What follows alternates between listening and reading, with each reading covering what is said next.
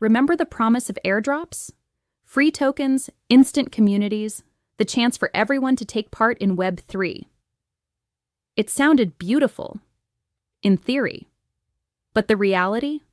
Bot farms, hundreds of fake wallets, and millions in tokens dumped the very next day. Instead of building communities, we fed mercenaries. What if I told you that era is ending? Because Web 3 doesn't need anonymous speculators or fake opportunists.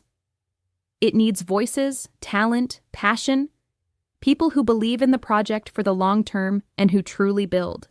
That's exactly what Episode 2 of The Confidential Internet is about. Here, creators replace airdrops.